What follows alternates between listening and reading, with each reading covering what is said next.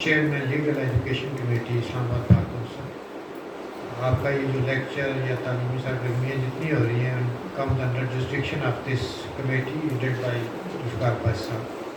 تو میں نے کل رات کو ریکویسٹ کی تھی ان کو، تو انہوں نے کورٹ سے آف کر کے ٹائم نکال کے تشریف لائے. میں مزید وقت ضائع کے بغیر ریکویسٹ کروں گا جناب ذوالفقار الباز صاحب سے تشریف لائیں، اپنے لیکچر کا آغاز کریں. جناب ذوالفقار الباز صاحب.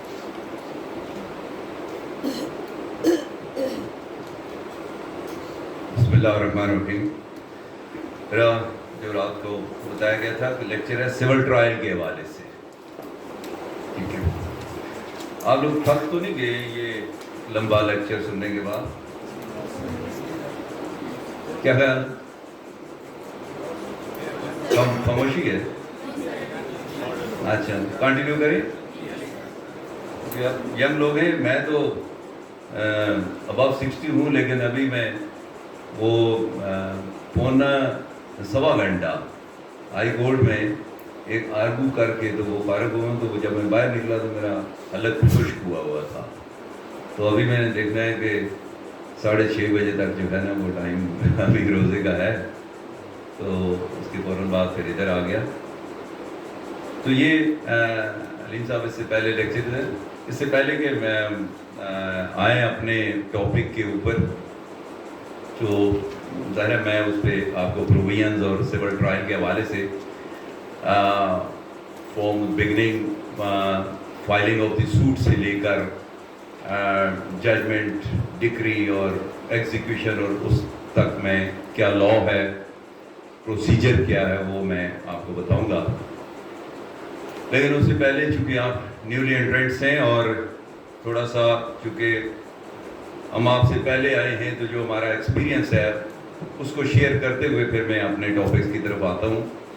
کہ یہ بیسیکلی مقصد یہ ہوتا ہے کہ انسینٹیو دینا اپنے نیولی انٹرنٹس کو کہ یہ پروفیشن کیسا ہے. کہ جب میں اس پروفیشن کے اندر آیا تو انٹرنیشنل اسلامک یونیورسٹی اسلام آباد سے لا کرنے کے بعد، تو وہ چونکہ ایک دینی سا ماحول تھا، اور اس ماحول سے نکل پھر جو آپ کا گھر کا ماحول ہوتا ہے وہ بھی اس قسم کا ماحول ہو. تو جب آپ اس فیلڈ کے اندر آئیں تو باہر جو فضا ہے، جو ہمارا کلچر ہے، یہ جو سوسائٹی ہے، یہ کہتی ہے کہ یہ وکیل جھوٹ بولتے ہیں، یہ جھوٹی وکالت کرتے ہیں، یہ پیشہ اچھا نہیں ہے.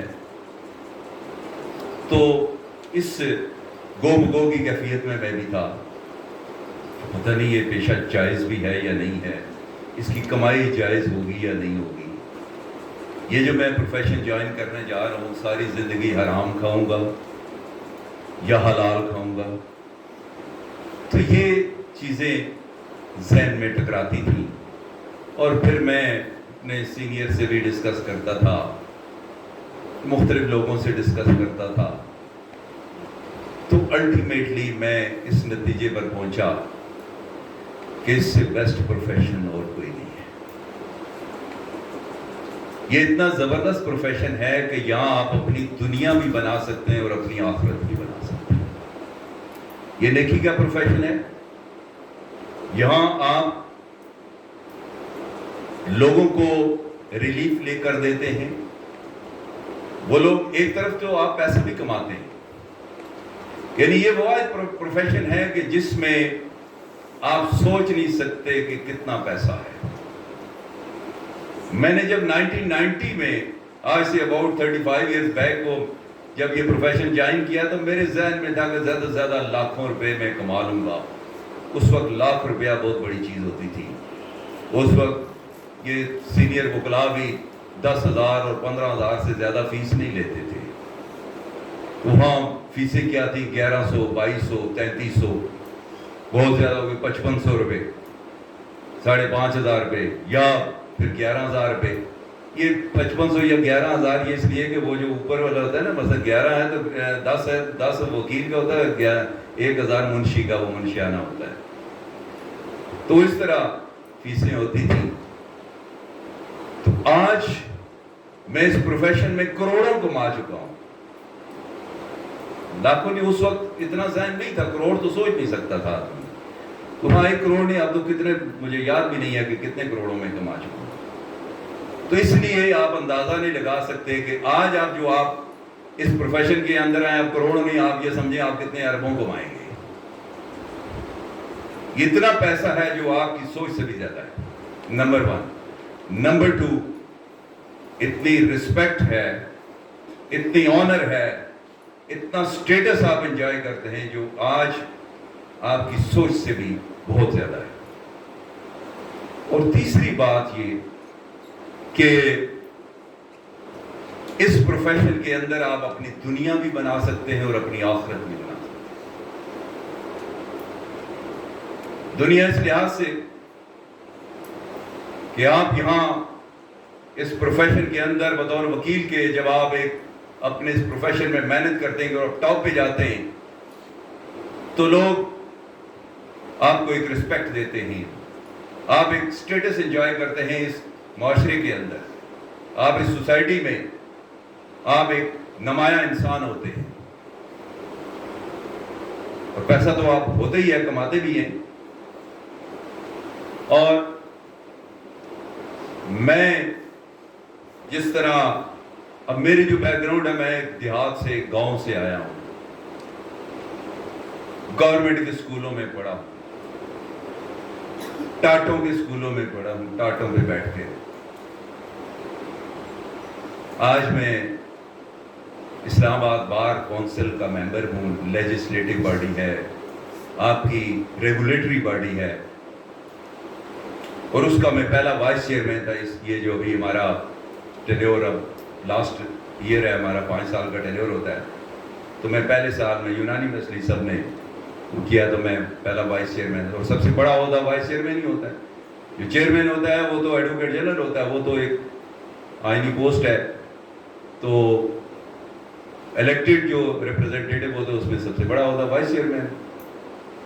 اور اس کے علاوہ پھر بار کونسلز کا، وکلاء کا ایک نمائندہ جوڈیشل کمیشن آف پاکستان میں بھی ہوتا ہے، اور جو ججز کی ایلیویشنز ہوتی ہے اس میں بھی وکلاء کا ایک نمائندہ ہوتا ہے. جہاں سپریم کورٹ کے 4 سینئر ججز ہوتے ہیں، چیف جسٹس آف پاکستان اس کا چیئرمین ہوتا ہے کمیشن کا، اور رجسٹرار اس کا سیکرٹری ہوتا ہے. اور اس کے ممبرز میں جو لا منسٹر ہے، اٹارنی جنرل آف پاکستان ہے، اور اس کے علاوہ پارلیمان سے بھی نمائندگی ہے جس میں مختلف پارٹیوں کی جو سیاسی پارٹیاں ہیں ان کی کوئی سینیٹر ہے، کوئی ایم این اے جو وہ نام دیتے ہیں، ان کی بھی نمائندگی ہوتی ہے. اور پھر وکلاء کا ایک نمائندہ بھی ہوتا ہے.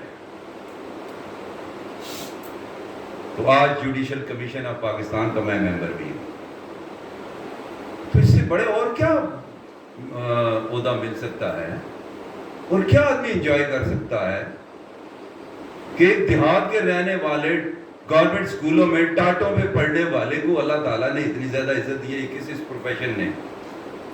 اگر میں وکیل نہ ہوتا تو میں کوئی سرکاری جاب کر رہا ہوتا، یا کوئی کاروبار کر رہا ہوتا، کوئی مزدوری کر رہا ہوتا، مجھے کوئی جانتا بھی نہیں، ایک گمنام سا بندہ ہوتا، محلے میں بھی کوئی نہ جانتا. تو یہ ہے اس پروفیشن کا تقاضا کہ اس پروفیشن نے. اور دوسرا چونکہ میں جہاں وکلا، چونکہ ہمارا سیاسی بھی ہوتا ہے سلسلہ، الیکشنز بھی لڑتے ہیں، لیکن ایک بات میں کلیئر کر دوں کہ میں نے کوئی آئندہ الیکشن نہیں لڑنا، نہ ووٹ لینی ہے. ٹھیک ہے، یہ میں کلیئر کر دوں. ٹھیک ہے، اس لیے میرا پرسنل کوئی انٹرسٹ نہیں ہے. ٹھیک ہے. اور میں نے یہ جو الیکشن جو مجھے زبردستی لڑایا گیا تھا، تو میں نے سب نے، میرے چیمبرز فیلو دوسرے دوستوں نے کہا تھا، تو میں نے کہا تھا کہ میں نہیں الیکشن، آپ لوگ آگے آئیں، آپ لوگوں کی شکل میں دوسروں کو آپ پروموٹ کریں. تو پھر میں ہر تقریب میں یہی کہتا تھا کہ میں آئندہ کوئی الیکشن نہیں رہا، یہ میرا آخری الیکشن ہے. وہ لڑ لیا ہے، بس آپ لوگوں کو پروموٹ کرنا ہے. آئندہ آپ لوگ آگے آئیں، اور جو کولیگز ہیں ہمارے وہ لوگ آئیں گے، ان کو سپورٹ کریں گے، ان کی مدد کریں گے. ٹھیک ہے، لیکن پھر اپنی ذات کو آگے نہیں پیش کریں گے. ہو گیا نا، اللہ تعالیٰ نے دے دیا. اب یہ تو نہیں ہے کہ یہ سب کچھ ہم اپنے پاس ہی رکھیں تو یہ ڈیڈ لاک ہو جائے اور باقی لوگوں کو موقع نہ ملے. آپ لوگ آگے آئیں، آپ لوگوں کو پروموٹ کریں گے، آپ کو سپورٹ کریں گے، انکریج کریں گے. تو اس طریقے سے یہ ایک ایسا پروفیشن ہے کہ میں جہاں ایک مثال سے میں آپ کو بتاؤں گا کہ یہ جھوٹ بولنے والی بات جو ہے نا کہ یہ ایسا پروفیشن ہے کہ جس میں آدمی جھوٹ بول ہی نہیں سکتا. اس لیے کہ کیونکہ میں سول کا وکیل ہوں اور سول سائڈ پہ آپ جب وکالت کرتے ہیں کارپوریٹ کی ہے, سروس کی ہے, یہ سارے سول نیچر کے ہی ہیں کرمینل کو چھوڑ کے, تو اس میں ڈاکومنٹس اور لا یہ دو چیزیں ہوتی ہیں جو آپ نے فائل بنانی اور اس میں ڈاکومنٹس لگانے اور ان ڈاکومنٹس کو پڑھنا ہے اور اس کی تشریح کرنی ہے اور اس کے ساتھ جو ریلیونٹ لا ہے وہ آپ نے پیش کرنا. آپ نے اپنے پاس سے کچھ نہیں کہنا, نہ ہی آپ کچھ کہہ سکتے ہیں. جو ڈاکومنٹس ہے ریکارڈ پر ہے اسی کو آپ نے پڑھنا ہے اور اسی کی تشریح کرنی ہے اور اس کے بعد قانون بتانا ہے. میں ایک مثال سے آپ کو کلیئر کر دیتا ہوں کہ کیسے ہم جھوٹ نہیں بول سکتے, فیئر پریکٹس آپ کر سکتے ہیں.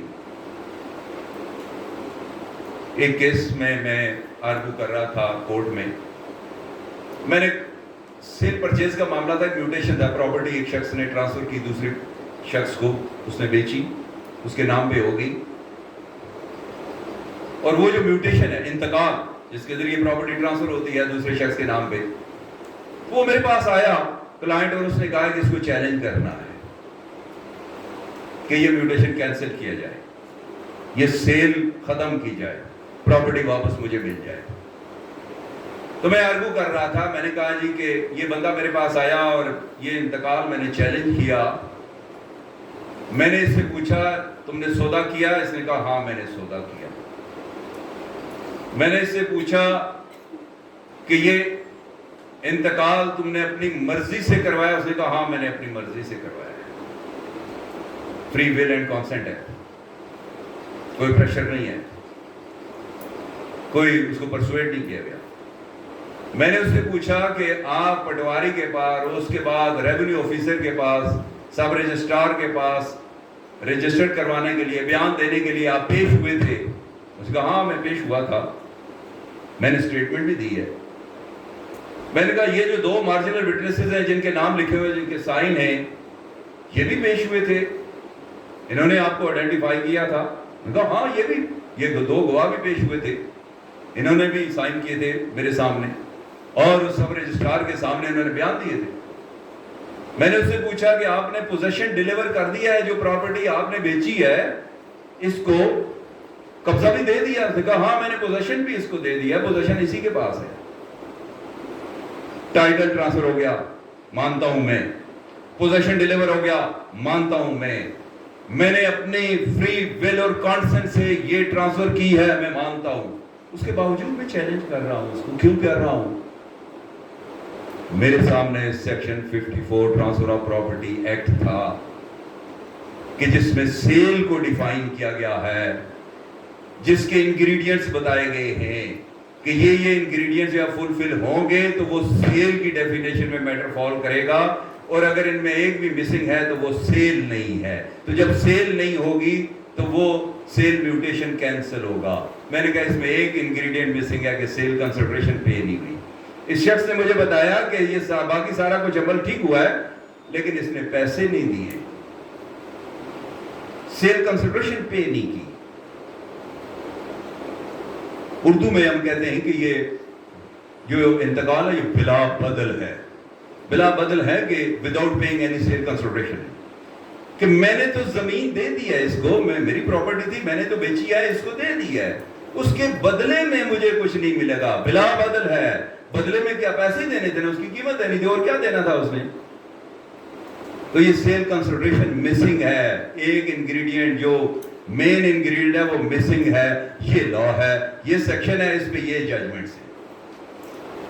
اب بتائیں کہاں میں نے جھوٹ بولا؟ سچ بول کے بھی آپ کے حق میں فیصلہ ہو سکتا ہے. ہبے کے حوالے سے آپ کے پاس اکثر لوگ آئیں گے, کلائنٹ آئیں گے کہ یہ اکثر جو ہمارا کلچر ہے اس میں بیٹیوں کو جائیداد سے محروم کیا جاتا ہے.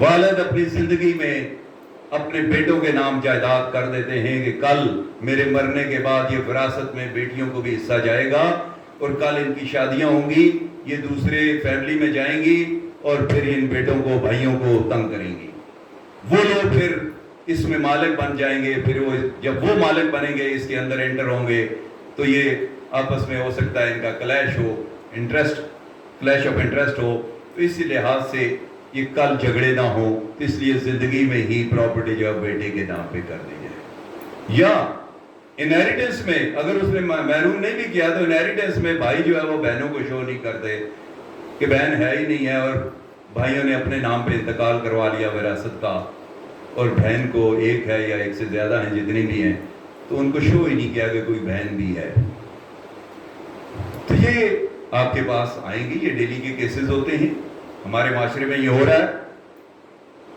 اب ایک ہبہ ہوتا ہے، اگر والد اپنی زندگی میں گفٹ کر دیتا ہے پراپرٹی تو لوگ ہم سے پوچھتے ہیں کہ یہ ہبہ چیلنج ہو سکتا ہے، ہم کہتے ہیں بالکل ہو سکتا ہے، کیوں نہیں ہو سکتا، ہر چیز چیلنج ہو سکتی ہے، ہر ڈاکومنٹ چیلنج ہو سکتا ہے، صرف دیکھنا یہ ہے کہ اس میں جو لیگل ریکوائرمنٹ ہے وہ فلفل ہوئی ہیں یا نہیں ہوئی ہیں، آپ نے تو وہ دیکھنا ہے۔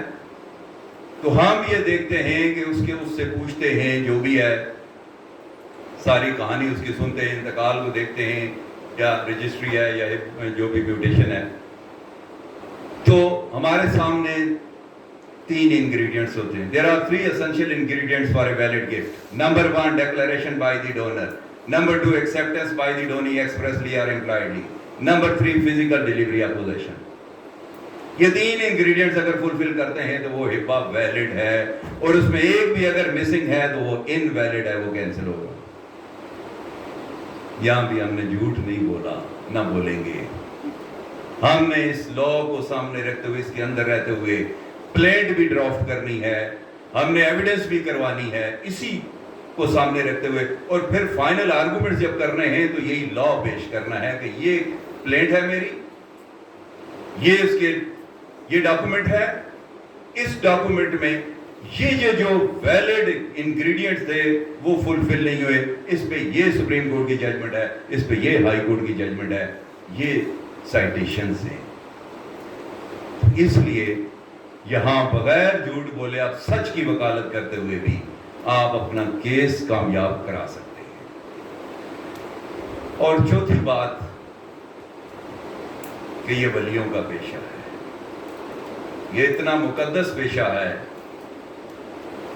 کہ یہاں آپ ڈیزرونگ لوگوں کی مدد کرتے ہیں۔ آپ کے پاس وہ بیوہ آتی ہے جس کے وسائل نہیں، وہ آپ کو فی بھی پے نہیں کر سکتی، وہ آنے جانے کا خرچہ برداشت نہیں کر سکتی، وہ لیٹیگیشن افورڈ نہیں کر سکتی، آپ اس کا کیس فری کرتے ہیں، آپ اس کو اس کا حق لے کر دیتے ہیں، اور وہ جو آپ کو دعائیں دے گی تو اللہ تو دعائیں سنتا ہے، وہ تو پھر کئی گنا زیادہ دیتا ہے۔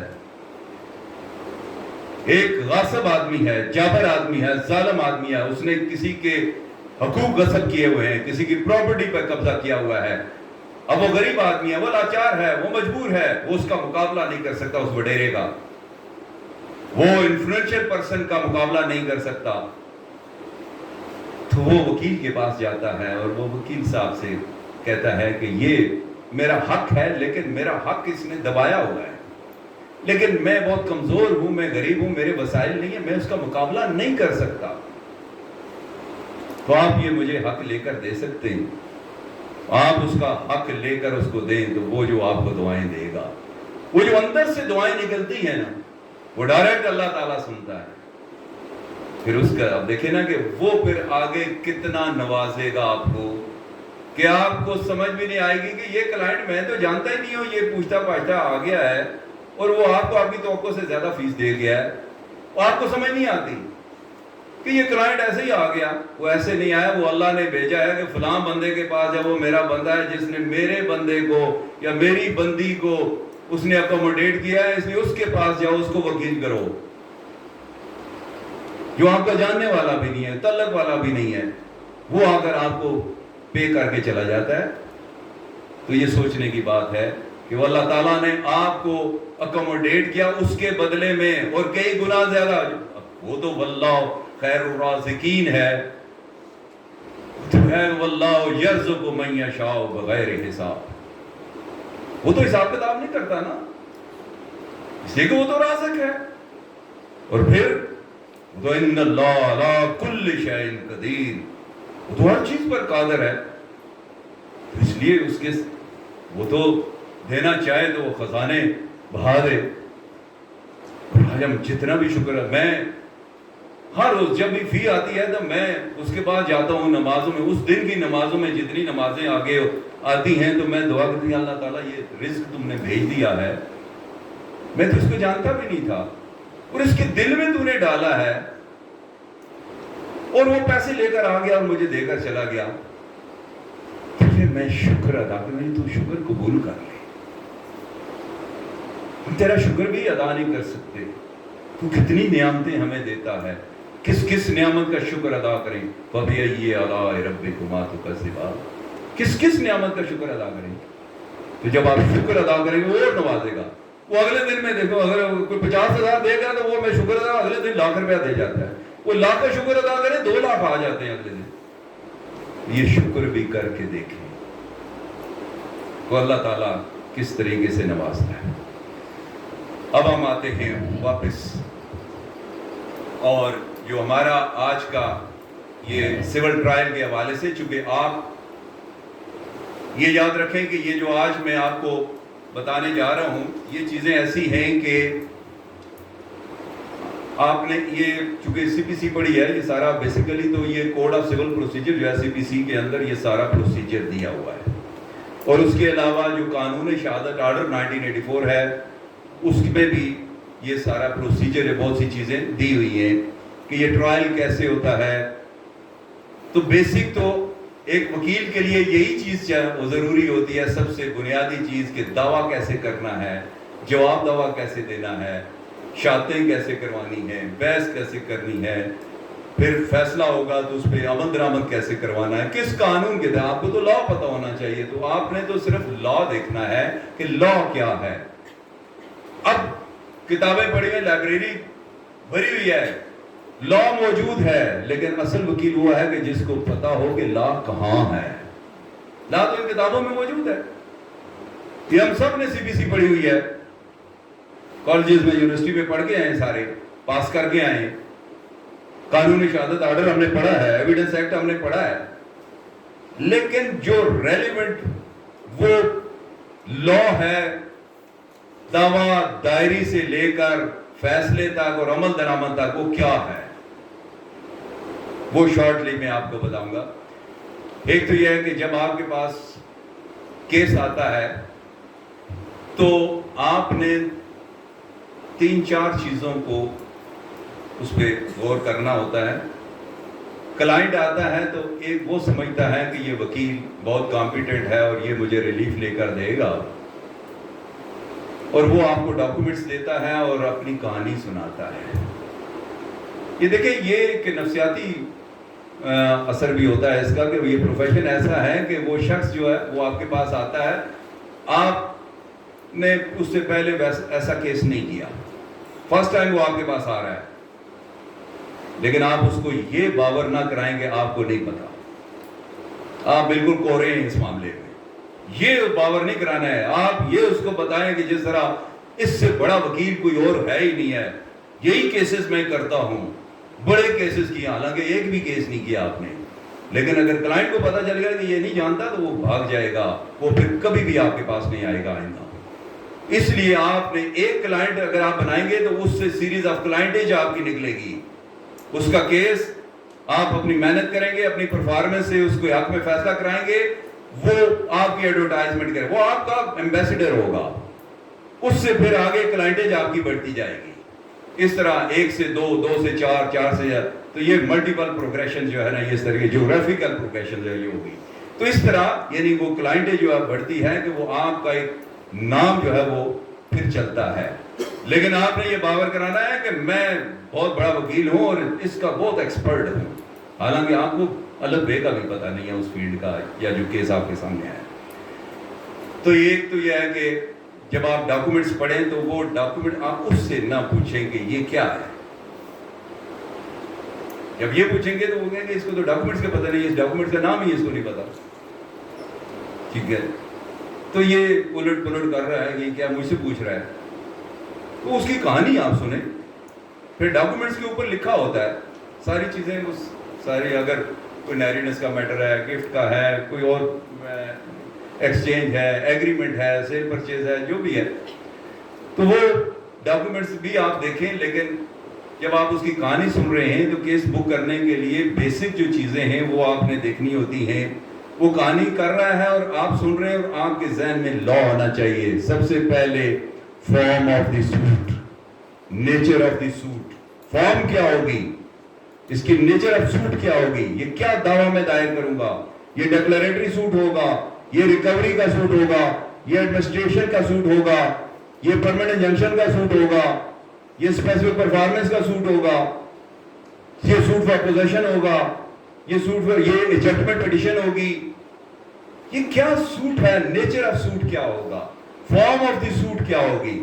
اگر آپ نے فارم آف دی سوٹ بھی غلط کیا، وہ پراپر فارم نہیں تھا، تو دوسری طرف سے جو وکیل صاحب آئیں گے اور وہ ریٹن سٹیٹمنٹ فائل کریں گے، تو آپ نے اکثر دیکھا ہوگا کہ ہم لوگ جو ہے ریٹن سٹیٹمنٹ میں ایک آبجیکشن لیتے ہیں، دی present suit of the plaintiff is not maintainable in its present form. یہ ہم آبجیکشن لیتے ہیں. اس پہ ایشو فریم ہوتا ہے ایویڈنس کے لیے کہ whether the suit of the plaintiff is not maintainable in its present form. OPD ہے onus of proof on defendant. جو الج کر رہا ہے، اب میں ڈیفینڈنٹ ہوں تو میں الج کر رہا ہوں کہ یہ in its present form یہ سوٹ مینٹینیبل نہیں ہے، تو میں نے ثابت کرنا ہے کہ یہ فارم ہے اس کی پراپر اور یہ غلط فارم میں سوٹ فائل کیا گیا ہے، اس کی یہ نیچر نہیں ہے. تو اگر میں یہ ثابت کر سکا تو دعویٰ خارج. اسی ایک پوائنٹ پہ دعویٰ خارج. باقی چیزوں کو چھوڑ دیں، آپ کا رائٹ 100% بنتا ہے پلینٹف کا، لیکن ٹیکنیکلی ناک آؤٹ ہو گیا، پلینٹف کا دعویٰ خارج ہو گیا. اس طرح فارم آف دی سوٹ پہلے آپ کے ذہن میں ہونا چاہیے. Number 2، forum of the suit. Forum mean jurisdiction of the court. کس عدالت میں نے جانا ہے، یہ کیس میں نے کہاں کرنا ہے. میں نے سول کورٹ میں جانا ہے، میں نے ریونیو کورٹ میں جانا ہے، میں نے سروس ٹریبونل میں جانا ہے، میں نے کمپنیز لا میں، میں نے SCCP میں جانا ہے. میں نے کہاں جانا ہے. میں نے ریٹ ڈائریکٹ جو ہے یہ کانسٹیٹیوشنل پٹیشن فائل کرنی ہے ہائی کورٹ میں، کہ میں نے جانا کہاں ہے، فورم کون سا ہوگا، جورسڈکشن کس کورٹ کی ہے. تو یہ بیسک چیز ہے کہ چونکہ سیکشن 21 CPC یہ کہتا ہے کہ جورسڈکشن کا ایشو انیشیل سٹیج پہ ہی ریز کیا جائے، اور کورٹ کو چاہیے کہ انیشیل سٹیج پہ سب سے پہلے یہ ڈیٹرمن کرے کہ اس کی جورسڈکشن میں یہ میٹر فال کرتا بھی ہے یا نہیں. یہ اس کو اختیار بھی ہے یہ کیس سننے کا یا نہیں، تو یہی پہ فیصلہ کر دے. اگر کل اس کا فیصلہ وہ کرتا ہے اور اس کے وہ جورسڈکشن میں میٹر فال نہیں کرتا تھا، تو یہ کورم نان جوڈس ہوگا، یہ وداؤٹ لافل اتھارٹی آرڈر ہوگا، اس لیے کہ اس کا اختیار نہیں تھا جو اس نے یہ آرڈر پاس کیا، جو اس نے ججمنٹ پاس کی. تو یہ سب سے پہلے یہ فارم آف دی سوٹ اور forum of the suit. Number 3، limitation. یہ جو سوٹ ہم فائل کر رہے ہیں اس کی لمیٹیشن کتنی ہے، اور یہ یاد رکھیں لمیٹیشن ایکٹ کے اندر ہر چیز کی لمیٹیشن دی ہوئی ہے. اور اگر آپ نے اس کے بعد سوٹ فائل کیا تو ٹائم بارڈ ہوگا آپ کا سوٹ، اور پھر آپ کو فیکٹس پہ آپ کو نہیں سنا جائے گا، آپ کو اسی لمیٹیشن کی گراؤنڈ پہ دعویٰ جو ہے فارغ کر دیا جائے گا، ڈسمس کر دیا جائے گا. کیونکہ سیکشن 3 ہے لمیٹیشن ایکٹ کی، وہ یہ کہتی ہے کہ یہ ڈیوٹی آف دی کورٹ ہے. کورٹ کو چاہیے کہ اگر وہ کسی نے پوائنٹ آؤٹ نہیں بھی کیا، دوسری سائڈ سے اور لوگ ہو گیا، وکیل صاحب نے یا پارٹی نے وہ آبجیکشن نہیں بھی لیا یہ لمیٹیشن کا، تو یہ کورٹ کو دیکھنا چاہیے. وہ ہے نا کہ all the laws should be on the sleeves of the judge، کہ تمام دنیا جہان کے قوانین جو جج کے اس رو پہ ہونے چاہیے، یہ یہاں پہ کہ اس کو تمام دنیا جہان کے قوانین کا پتہ ہونا چاہیے جج کو. اس لیے یہ لمیٹیشن کا بیسک ایشو ہے، اس کو دیکھنا چاہیے کہ یہ ود ان ٹائم ہے یا ٹائم بارڈ ہے. اور پھر اگر وہ کیس ٹائم بارڈ ہے، کیا لمیٹیشن ایکٹ کے سیکشن 5 کی اپلیکیشن بھی دی گئی ہے یا نہیں. سیکشن 5 ہے کنڈونیشن آف ڈیلے. اور پھر اگر ڈیلے وہ جو آپ کا پرسکرائب پیریڈ ہے لمیٹیشن ایکٹ کے اندر وہ لیپس کر جاتا ہے تو پھر لا یہ ہے کہ after the lapse of prescribed period each and every day must be explained. ایک ایک دن پھر آپ نے ثابت کرنا ہے کہاں رہے ہیں. اس لیے اس لمیٹیشن کو بھی آپ کے ذہن میں انیشیل سٹیج پہ ہونا چاہیے. اس کے علاوہ پھر آ جاتے کورٹ فی کہ یہ جو دعویٰ ہے اس پہ کورٹ فی اپلائی ہوتی ہے یا نہیں ہوتی, اور اگر ہوتی ہے تو کتنی ہوتی ہے. دیکھیں آپ کے پاس کلائنٹس آتے ہیں مختلف قسم کے. ایک سرکاری ملازم آپ کے پاس آتا ہے اور وہ تنخواہ دار ملازم ہے, اور اس کو جو تنخواہ ملتی ہے تو وہ اس کا بڑا کیلکولیٹڈ بجٹ ہوتا ہے. اس نے حساب لگایا ہوتا ہے کہ یہ اتنا کچن کا خرچہ, دکاندار کو اتنے پیسے, اور اتنا بجلی کا بل, اور اتنا دودھ کا بل, اور اتنا بچوں کی فیسیں, اور یہ تو بچتا ہے جناب 2000 ہے, 5000 ہے, 10000 ہے. تو وہ وکیل صاحب سے پہلے وہ فی طے کرتا ہے کہ وکیل صاحب آپ کی فی کتنی ہے. یہ کیس آپ کریں گے تو اس کے اخراجات بتا دیں. وکیل صاحب نے اپنی فی بتا دی, منشی کا منشیانہ بھی بتا دیا, ٹائپنگ کے بھی خرچے بتا دیے, مسلینس اخراجات بتا دیے. اب وہ سوچتا ہے کہ یہ میں کر سکتا ہوں یا پے کر, پھر وہ آپ سے بارگین کرتا ہے وکیل صاحب میں تو لم سم نہیں دے سکتا, چلیں میں اتنے جو ہے وہ آپ کو پہلے پے کر دوں گا, اتنے پھر میں آپ کو مختلف قسطوں میں جو ہے وہ پے کروں گا مختلف تاریخوں پہ, یا ہر مہینے پہلی تاریخ جب مجھے تنخواہ ملتی ہے تو اس تنخواہ میں سے میں کچھ نہ کچھ جو ہے وہ آپ کو پے کرتا رہوں گا. اب اس نے اپنے حساب سے کیلکولیٹ کر لیا کہ اتنی اماؤنٹ میں نے وکیل صاحب کو دینی ہے, یہ ٹوٹل میرے کیس کا خرچہ ہے. آپ نے کورٹ فی نہیں بتائی. اب بعد میں کورٹ نے یا آبجیکشن آیا یا آپ کورٹ میں فی داخل نہیں کی, دعویٰ ٹھیک ہے کورٹ فی کے بغیر آپ دعویٰ داخل کر سکتے ہیں. پھر کورٹ آرڈر کرتی ہے کہ بھائی اس پہ کورٹ فی اپلائی ہوتی ہے اور اتنی آپ کورٹ فی پے کریں یا ڈپازٹ کروائیں. اسٹیمپ پیپر, وہ آپ اسٹیمپ پیپر آپ نے دینے ہوتے ہیں کورٹ فی کے. پھر آپ اس کلائنٹ کو بلاتے ہیں اور کہتے ہیں جناب 15000 روپے کی یہ اسٹیمپ پیپر جو ہے یہ کورٹ فی لگے گی.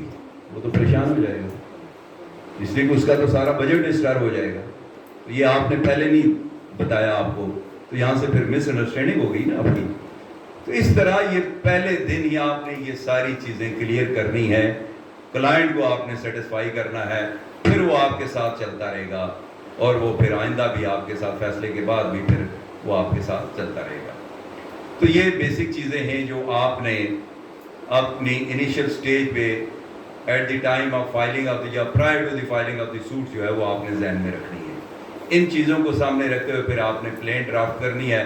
وہ آپ نے آرڈر 7 پڑھا ہے سارا, کس طریقے کو پلیڈنگ, کنونسنگ پلیڈنگ بھی پڑھی ہے, پلینٹس آپ نے ظاہر ہے آپ نے اپرینٹسشپ کی ہے تو وہ پلینٹ اور ریٹن اسٹیٹمنٹ یہ ڈرافٹ کیے ہوں گے.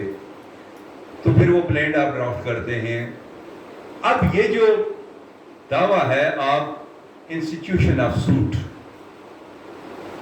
انسٹیٹیوشن آف سوٹ جو ہے یہ سیکشن 15 ہے آپ کی سی پی سی کی, اور اس کے بعد یہ سیکشن 15 ہے کہ آپ سوٹ فائل کریں گے لوئسٹ گریڈ کی کورٹ میں. آپ ڈائریکٹ جو ہے دعویٰ سپریم کورٹ میں یا ہائی کورٹ میں تو نہیں کر سکتے, آپ نیچے سے اوپر جائیں گے, آپ سول کورٹ میں سوٹ فائل کریں گے, سینئر سول جج کے پاس سوٹ فائل کریں گے, وہ اپنے پاس بھی رکھ سکتا ہے یا مارک کر کے کسی انٹرسٹ کر سکتا ہے کسی سول جج کو. تو سول جج سے پھر ٹرائل ہوگا آگے, اور سول جج جو فیصلہ کرے گا اس کے خلاف پھر اپیل آگے ہوگی, subject to the pecuniary jurisdiction of the court. Court کی 2 قسم کی جورسڈکشن ہے, آپ کو پتہ ہے, آپ نے پڑھا بھی ہے. ایک ہے ٹیریٹوریل جورسڈکشن اور دوسرے پیکونری جورسڈکشن. تو ٹیریٹوریل جورسڈکشن جو ہے وہ سیکشن 26 کے حوالے سے, یا آپ نے وہ پڑھا ہوگا 26, 27, 28. تو اس میں یہ ہے کہ آپ اس لوکل لیمٹس میں سوٹ فائل کر سکتے ہیں جہاں سبجیکٹ میٹر جو سچویٹ کرتا ہے, یا یہاں اگر وہ موویبل, یہ تو اموویبل پراپرٹی کے حوالے سے سیکشن 26 میں کہ جہاں سوٹ پراپرٹی سچویٹ کرتی ہے تو وہاں آپ سوٹ فائل کریں گے. تو باقی جو ہے 17, 18, 19 کے حوالے سے اس میں کاز آف ایکشن ہوللی اور پارٹلی رائز جو موویبل کے حوالے سے ہے, یا جہاں پلینٹیو یا ڈیفینڈنٹس کی پرماننٹ اور آرڈینریلی ریزائڈ سے کرتا ہے, یا ورکس فار گین ہے, بزنس ہے, کمپنی ہے, آفس ہے, تو وہ اس کی جورسڈکشن جو ہے وہ آپ اس طریقے سے بناتے ہیں. تو یہ ہے ٹیریٹوری جورسڈکشن. اور دوسرا پیکولری جورسڈکشن کے مالیت کے اعتبار سے جو کیسز ہوتے ہیں کہ کتنی مالیت کا کیس جو ہے وہ کس کورٹ میں فائل کیا جا سکتا ہے. اسلام آباد کے اندر آپ میکسیمم مالیت کے کیسز جو ہے وہ فائل کر سکتے ہیں سول کورٹ میں, لیکن جب وہ فیصلہ کرتا ہے سول جج تو نیکسٹ ایپلیٹ فورم کا تعین جو ہے وہ ہوتا ہے اس کی پیکولری جورسڈکشن سے. اور اسلام آباد کے اندر جو ہے ڈسٹرکٹ جج کی پیکولری جورسڈکشن ہے 25 لاکھ. 25 لاکھ تک کی مالیت کے جتنے بھی کیسز ہوں گے وہ آپ اپیل فائل کریں گے بیفور ڈسٹرکٹ جج, اور 25 لاکھ سے 1 روپیہ بھی اوپر چلا گیا تو آپ اپیل فائل کریں گے بیفور ہائی کورٹ. یہ آپ نے دیکھنا ہے کہ نیکسٹ ایپلیٹ فورم کون سا ہوگا, ڈسٹرکٹ جج ہوگا یا ہائی کورٹ ہوگی, اور اس کی لمیٹیشن کیا ہے. اس کا آرٹیکل 156 ہے لمیٹیشن ایکٹ کا. اپیل بیفور ڈسٹرکٹ جج 30 days, appeal before high court 90 days, اور سپریم کورٹ میں ڈائریکٹ اپیل 30 days, اور سی پی ایل اے جو سی پی نیچے اگر آپ کے خلاف فیصلہ ہوا تو آپ اوپر جاتے ہیں, وہ سی پی ایل اے ہوتی ہے وہ 60 days ہوتی ہے اس کی لمیٹیشن. تو اس طرح یہ اس لمیٹیشن کو بھی آپ نے سامنے رکھنا. اگر ایک دن بھی اوپر ہو گیا تو جہاں 30 days ہے تو پھر آپ نے وہ ایک دن نہیں ایکسپلین کرنا, پھر آپ نے 31 دن سے ثابت کرنے کہاں رہے ہیں. جہاں 90 days ہیں تو وہاں پھر آپ نے 2 دن نہیں, اگر 92 days کے بعد آپ نے سوٹ فائل کیا تو پھر آپ نے 2 دن نہیں ثابت کرنے کے 2 دن اوپر ہو گئے, پھر آپ نے 92 days ثابت کرنے کے کہاں رہے. وہ سارا وہ آپ نے ایک دن ثابت کرنا ہے. یہی ہے نا کہ کنڈونیشن آف ڈیلے کی آپ اپلیکیشن جو لائیں گے سیکشن 5 کی, تو پھر وہاں تو یہ ہے کہ each and every day must be explained, ایک دن آپ نے ثابت کرنا ہے. تو اس طرح یہ اس کی پیکولری جورسڈکشن ہے. اس کے بعد یہ جو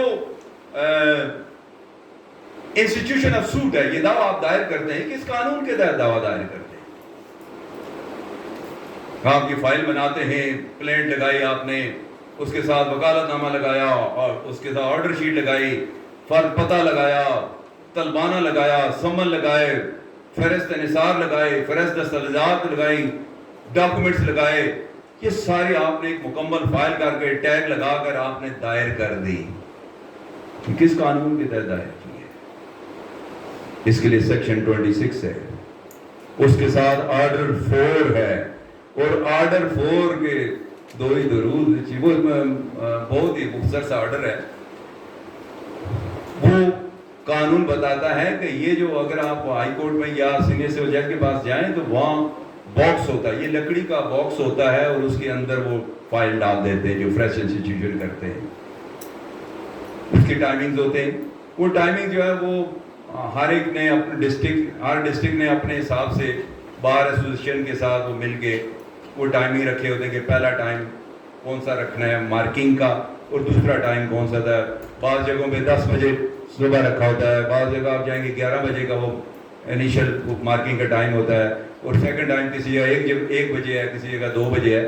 تو یہ تو وہ نہیں ہے, لا میں نہیں فکس کیا گیا, یہ تو آگے آپ کورٹس نے اور وہاں کے جو بار ایسوسیشن انہوں نے وہ ٹائمنگ تو ایڈجسٹمنٹ کرنی ہوتی ہے. لیکن لا نے بتایا کہ فائلنگ آف سوٹ کس قانون کے تحت ہے. یہ جو مقدمہ نمبر لگتا ہے یہ بھی یہاں آرڈر 4 میں لکھا ہوا ہے کہ وہ رجسٹر ہوگا, اس رجسٹر پہ وہ جو منسٹریل سٹاف ہے, وہ جو ریڈر ہے سینئر سول جج کا یا ڈسٹرکٹ جج کے پاس اپیل فائل کیا تو اس کا جو ریڈر ہے وہ اس رجسٹر پہ انٹری کرے گا. فرض کرے وہاں پہلے 175 کیسز جو ہے نا وہ آئے, تو آپ کا یہ فائل جائے گی تو یہ 176 اس کا نمبر لگے گا. اس نے انٹری کی فلاں ورسز فلاں مقدمہ نمبر مقدمہ, اور آگے نیچر آف سوٹ جو بھی آپ کا اسپیسیفک پرفارمنس ہے, ڈیکلیریشن ہے, ریکوری ہے, جو بھی ہے, ڈیزولوشن آف میرج ہے, ریکوری آف ڈاور ہے, ڈاوری آرٹیکلز ہے, جو بھی ہے, فیملی میٹرز ہے, سول میٹر ہے, کوئی بھی ہے, تو اس کی نیچر وہ لکھے گا. اب یہ جو اس نے نمبر شمار, یہ جو سیریل نمبر ہے 176, یہ آپ کا مقدمہ نمبر ہے, یہ ہے کیس نمبر آپ کا, یہ ہے آپ کا سوٹ نمبر. اس پہ لکھے گا 176 آف 2025. आपके केस का फैसला 10 साल पहले हो गया. 10 साल के बाद आपने कोई नकल लेनी है. आपको अगर ये केस नंबर याद है तो आपको नकल मिल जाएगी.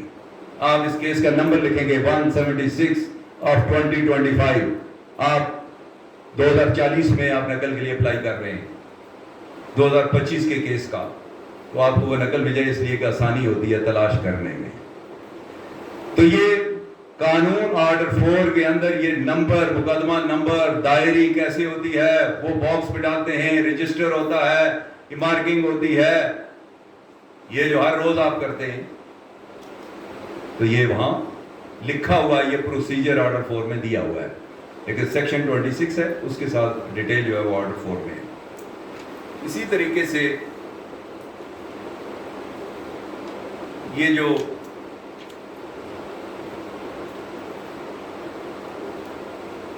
ऑर्डर 3,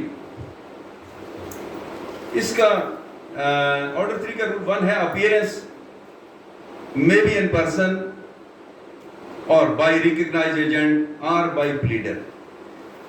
आपने दावा दायर कर दिया, उसके बाद फिर दूसरी पार्टी को नोटिस किया जाएगा, सम्मन किया जाएगा,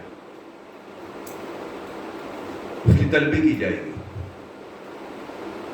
और उसको नोटिस किए जाएंगे. तो अब नोटिस में ये है कि जब आप वो सम्मन आपने देखे होंगे, उसमें लिखा होता है कि आप असालतन या वकालतन, ऊपर तारीख, उन्वान अदालत का और फिर टॉप पे अदालत का नाम और फिर केस का नाम फलां बनाम फलां और फिर नीचे उसकी तारीख पेशी और फिर नीचे उसके प्रिंटेड होता है कि आप असालतन या वकालतन फलां तारीख को हाजिर अदालत हों बसूरत दीगर एक तरफा कार्रवाई, आपके खिलाफ एक तरफा कार्रवाई अमल में लाई जाएगी.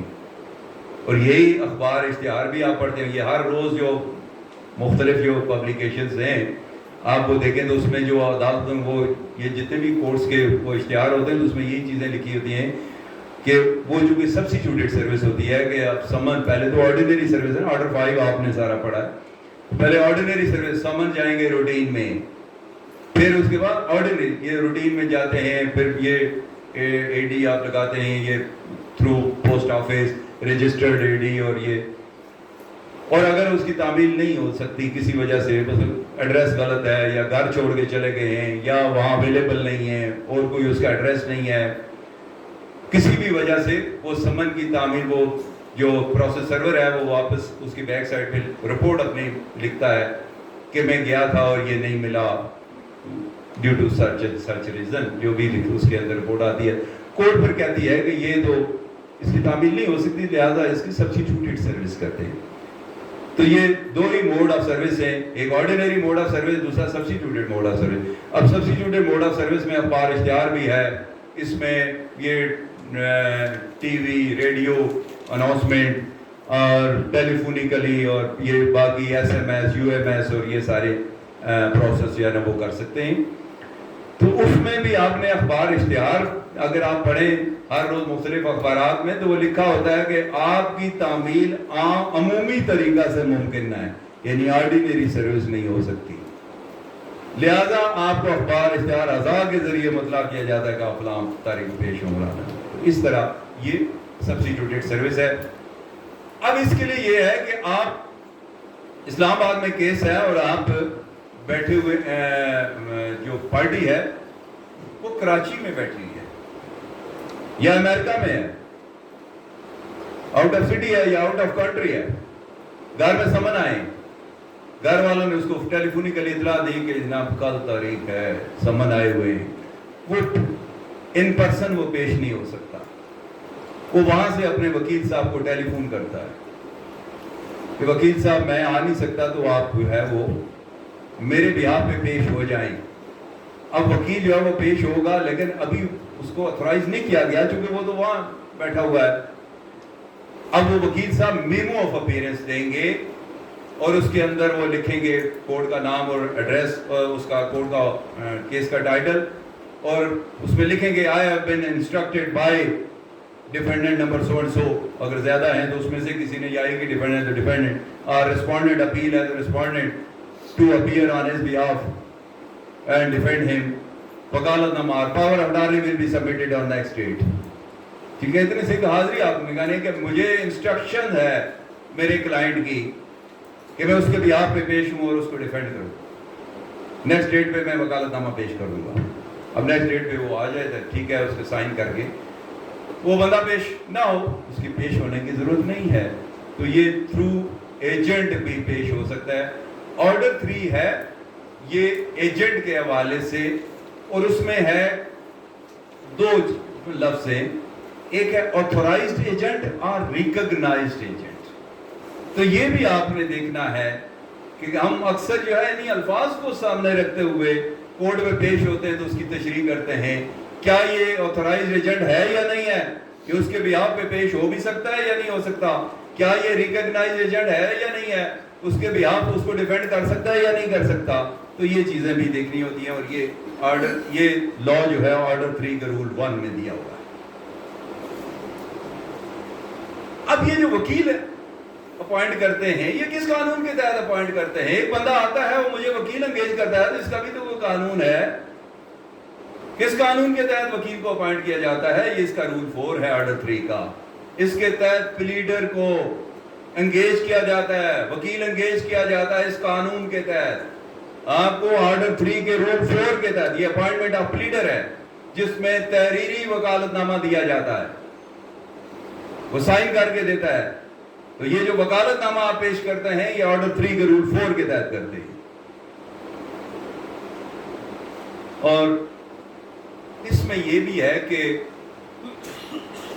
अगर प्लीडर ने सर्विस कर दी, क्योंकि वकालतनामा उसने दिया है, अब रूल 4 के तहत वो आपका ऑथराइज्ड एजेंट है, वो आपके बिहाफ पे सर्विस भी कर सकता है।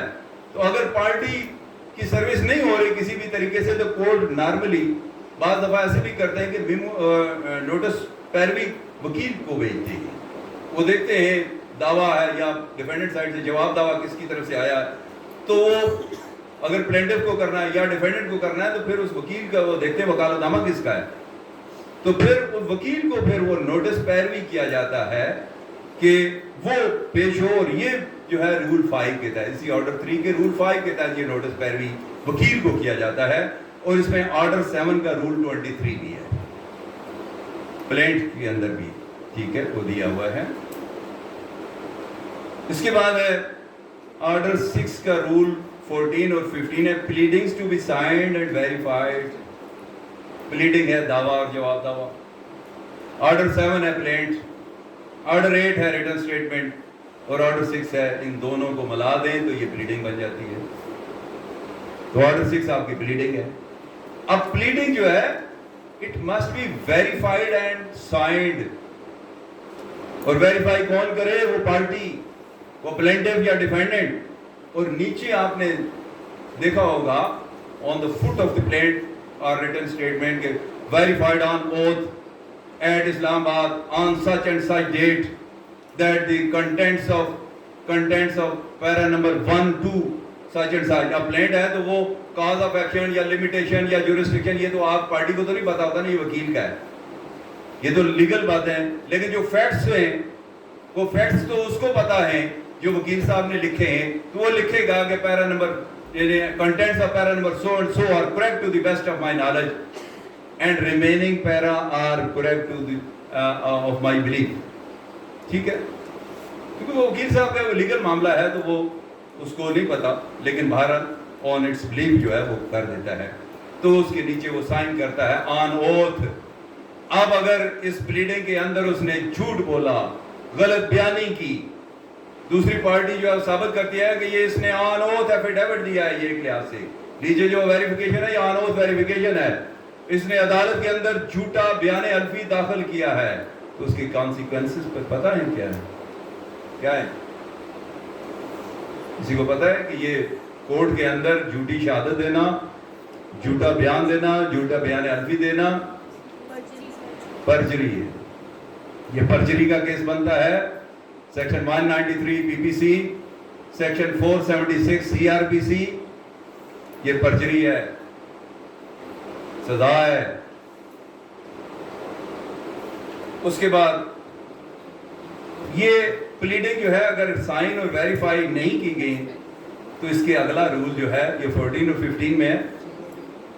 16 میں ہے اسٹرائکنگ آؤٹ پلیڈنگ. ایسی کو اٹھا کے پھینک دیں, یہ سمجھے کہ پلیڈنگ ہے ہی نہیں ہے, دعویٰ آپ کا ہے ہی نہیں ہے, جواب دعویٰ آپ کا ہے ہی نہیں ہے, اٹھا کے پھینک دیں اس کو, کیونکہ آپ نے وہ بیسک ریکوائرمنٹ جو ہے وہ فلفل نہیں کی ہے. اور اس کے علاوہ آرڈر 7 کا رول 19 ہے. یہ آپ دعویٰ اور جواب دعوے کے ساتھ ایک پارٹی کے ایڈریس آپ نے دینے ہوتے ہیں, پارٹیز کے پرٹیکولرز آپ نے اس کے اندر فل کر کے دینے ہوتے ہیں. اور آپ نے ظاہر ہے سب نے اپرینٹسشپ تو کی ہے, 7-8 مہینے 9 مہینے 10 مہینے تو لگائے ہیں نا, 6 مہینے سے تو زیادہ ہی لگائے ہیں نا, کم از کم 6 months تو منیمم پیریڈ ہے, تو اس سے زیادہ ہی آپ نے لگایا ہوگا. تو یہ آپ نے دیکھا ہوگا نا, یہ جو ہر روز یہ سوٹ فائل کرتے ہیں تو اس کے اندر یہ ڈاکومنٹس لگاتے ہیں, اس میں کوئی وہ پرنٹڈ پرفارمے لگاتے ہیں, تو اس کے اندر ایک فرد پتہ ہوتا ہے نا, فرد پتہ. وہ فرد پتہ کیا ہوتا ہے کہ اس پہ پتہ لکھا جاتا ہے, اس پہ ایڈریس لکھا جاتا ہے, پارٹیز کے کوائف لکھے جاتے ہیں. اور آپ نے وہ فرد پتہ, ایک کاغذ آپ نے ایک پرفارما نہیں لگایا, یہ غلطی کر دی آپ نے, یا اوور لک ہو گئی, یا منشی نارملی وہ چونکہ یہ سارے وہ تیار کر کے جوڑ جاڑ کے وہ داخل کر دیتے ہیں. تو یہ آرڈر 7 کے رول, اگر پلینٹ ہے, میں پلینٹ کی بات کر رہا ہوں, آرڈر 7 کے رول 19 کے تحت یہ فرد پتہ داخل کیا جاتا ہے. اور آرڈر 7 کے رول 21 میں اس کے کانسیکوینسز دیے ہوئے ہیں کہ اگر آپ نے وہ فرد پتہ, وہ پرفارما فائل کے ساتھ نہیں لگایا, صرف ایڈریس لکھنا ہے نا پارٹی کا, اور ایڈریس لکھ کے آپ نے وہ فرد پتہ داخل نہیں کیا, پوری باقی فائل, اتنی موٹی فائل آپ نے سب کچھ لگایا ہے, ایک کاغذ آپ نے نہیں لگایا, تو رول 21 آرڈر 7 کا یہ کہتے ہیں کانسیکوینسز کیا ہے, فیلئر ٹو فائل ایڈریس. تو یہ پھر سوٹ بھی ڈسمسڈ, دعوی خارج ہوگا. اسی ایک پرفارما نہ لگانے کی وجہ سے دعویٰ خارج ہوگا. یہ میں آپ کو وہ گور بتا رہا ہوں کہ جس میں آپ نے کوئی لمبی چوڑی وکالت نہیں کرنی ہے, آپ نے یہ چیزیں صرف دیکھنی ہے کہ مدعی نے کوئی خامی تو نہیں کی ہے. تو آپ نے جو ہے چھوڑا جی, یہ جو بڑک مارتے ہیں نا, یہ اکثر وکیل جو ہے بڑک مارتے ہیں, کہتے ہیں یہ دعویٰ میں پہلی تاریخ پہ خارج کرا دوں. وہ بڑک اس لیے مارتے ہیں کہ انہوں نے CPC پڑھی ہوتی ہے, اور وہ قانون, متعلقہ قانون جو ہے ان کو پتا ہے کہ کل میں جاؤں گا اور یہ پوائنٹ آؤٹ کروں گا اور دعویٰ فارغ, کوئی شہادت نہیں, کوئی بحث نہیں ہے. کہ بندہ کہتا ہے وہ جی بلے بلے ہو گئی ہے, نہ کوئی شادیں ہوئی ہیں, نہ کوئی بحث ہوئی ہے, وکیل صاحب نے ایک ہلکی سی 2 لفظ پر کہیں اور دعویٰ خارج ہو گیا. بڑے زبردست وکیل ہے, تو آپ کی تو واہ واہ ہوگی کہ یہ شارٹ سی دو باتیں آپ نے کی ہیں, فیس آپ نے ٹھیک ٹھاک لے لی ہے, کچھ بھی نہیں کیا, خالی وکالت نامہ آپ نے دیا ہے بس. انہوں نے کہا جی میں نے جواب دعویٰ بھی نہیں دینا, ضرورت ہی نہیں ہے, نہ میں نے کوئی شہادت کروانی ہے. یہ ذرا دیکھیں تو صحیح, ذرا فائل نکالیں, یہ ذرا دیکھیں اس پہ فرق پتہ ہے نہیں ہے, آج ہی خارج کریں, ختم. خارج کروا کے باہر آ گئے, فیس عزم, کیس ختم, اور آپ کی واہ واہ ہوگی. یہ ہے چھوٹی چھوٹی باتیں ہیں کہ جن پہ آپ نے توجہ دینی ہے, یہ منشیوں پہ ڈیپینڈ نہیں کرنا. اور اس کے بعد پھر ساتھ ہی آگے آ جائیں اس کا رول 21 پہ. 21 تو یہ ہے فیلئر. اس کے بعد یہ لسٹ 26 پہ لسٹ آف لیگل ریپرزینٹیٹیو آپ نے داخل نہیں کی, یہاں بھی دعویٰ خارج ہوگا. یہ اکثر لوگ جو ہے, ہم لوگ نہیں کرتے, منشی کرتے ہیں, تو وہ اکثر میں پوچھتا بھی ہوں منشی سے کہ یار وہ وارثان کی لسٹ بھی دی ہے یا نہیں, کوئی بھی داخل نہیں کرتا. یہ لا ہے 26, یہ کہتا ہے کہ جب آپ پلینٹ فائل کریں یا آپ ڈیفینڈنٹ سائڈ سے ہیں تو ریٹن سٹیٹمنٹ فائل کریں, تو اس کے ساتھ لسٹ آف لیگل ریپرزینٹیٹیو بھی فائل کریں. کس کیس کے دوران, یہ سول کیسز لمبے چلتے ہیں, 10 20 30 سال چلتے ہیں, تو ضروری نہیں ہے کہ یہی مدعی ہوگا, یہی مدعا علیہ ہوگا, یہ مر بھی سکتے ہیں ڈیورنگ پینڈنسی آف سوٹ. اگر ان کی ڈیتھ ہو گئی تو ان کے وارث کون ہیں؟ تو اس لیے پہلے دن ہی وارث بھی, آج مدعی زندہ ہے, اس کے وارثان آج ہی آپ لسٹ دے دیں. آج آپ کا ڈیفینڈنٹ زندہ ہے, ریٹن سٹیٹمنٹ فائل کریں, آج ہی اس کے ساتھ ہی آپ نے وہ لیگل ایئرز کی لسٹ داخل کرنی ہے. نہیں کریں گے تو دعویٰ خارج. اگر آپ ڈیفینڈنٹ ہیں تو جواب دعویٰ خارج. جواب دعویٰ سے مراد that written statement must be taken off from the file. یہ ورڈنگ ہے اس کی, یعنی جواب دعویٰ خارج کیسے کہ جواب دعویٰ پڑھا نہیں جائے گا, یہ سمجھا جائے گا جس طرح آپ نے جواب دعویٰ دیا ہی نہیں ہے پہلے دن سے.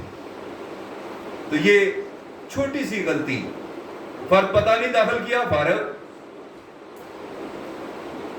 جواب دعویٰ فارغ. اگر آپ ڈیفینڈنٹ ہیں, مدعی ہیں تو آپ کا دعویٰ فارغ, لسٹ آف لیگل ایئر داخل نہیں کی, پلینٹیف ہیں تو دعویٰ خارج, ڈیفینڈنٹ ہیں تو جواب دعویٰ فارغ.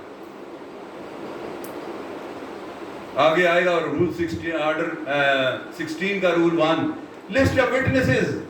آگے ایویڈنس ہے, ایشو فریم ہو گئے, وٹنسز کی لسٹ آپ نے دینی ہے.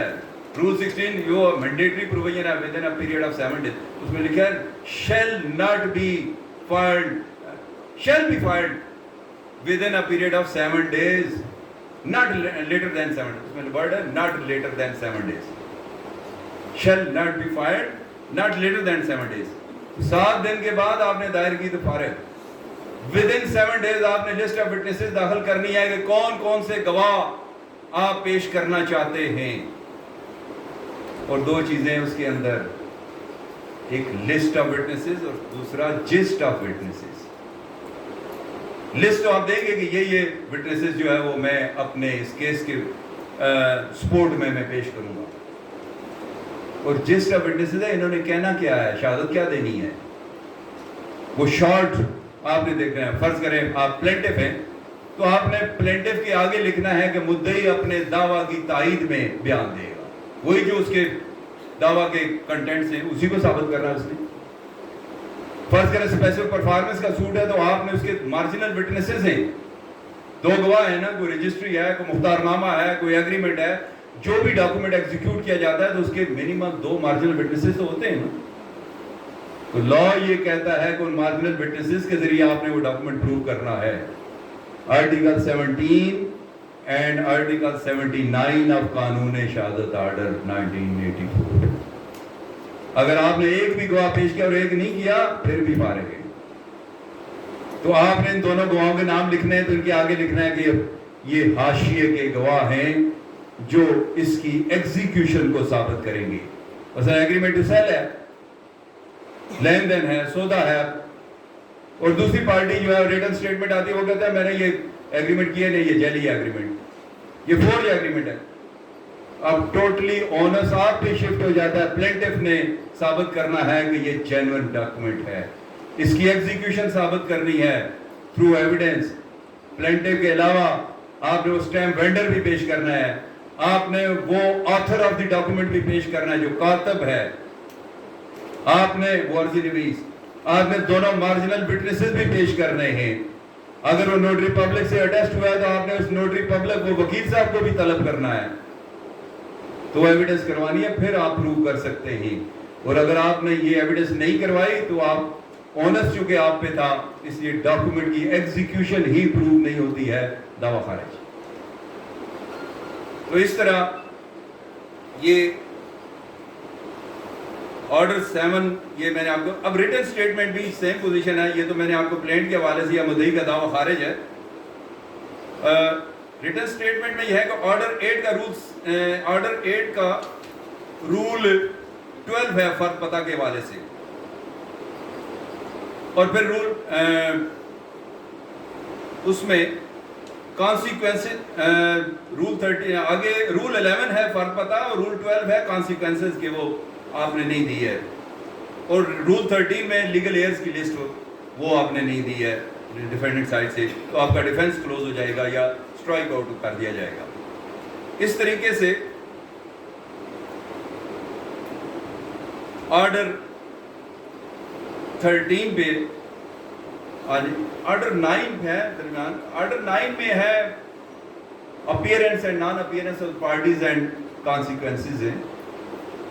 اس میں یہ ہے کہ آرڈر 9 کے رول 2 میں ہے کہ آپ نے اگر پروسیس فی جمع نہیں کرائی تو دعویٰ خارج.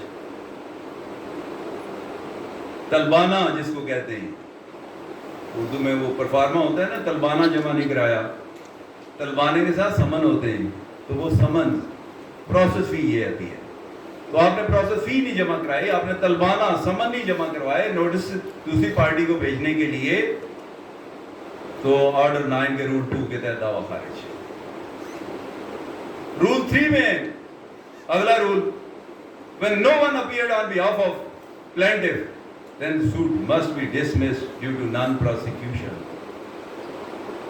That suit must be dismissed in default. عدم پیروی خارج ہوگا.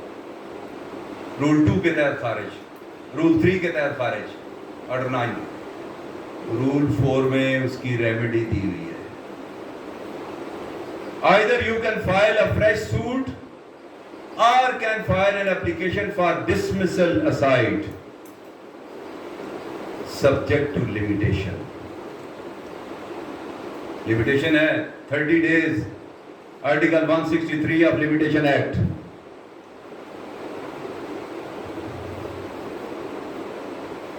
Order 13, یہ پروڈکشن امپاؤنڈنگ ریٹرن. اب یہ دیکھیں، یہ جو پروسیجر ہے دعویٰ، جس طرح میں نے آپ کو آرڈر 4 میں پروسیجر دیا ہوا ہے، دعویٰ اپنے دعویٰ دائری قانون کیا ہے، اس کے بعد نوٹسز، آرڈر 5 میں سارا پروسیجر دیا ہوا ہے کہ نوٹسز کیسے بھیجے جائیں گے دوسری پارٹی کو طلب کرنے کے لیے. پارٹی حاضر ہو گئی، ریٹرن سٹیٹمنٹ فائل کریں گے، آرڈر 8 آپ وہ سارا پروسیجر اپلائی کیا گیا. پلیڈنگ کمپلیٹ ہو گئی. اب یہ پلیڈنگ ہوگی نا، پلینٹ بھی آگے، ریٹرن سٹیٹمنٹ بھی آگئی. Out of pleading of the parties issues frame ہوں گے. ایشوز انڈر آرڈر 14 ہوں گے.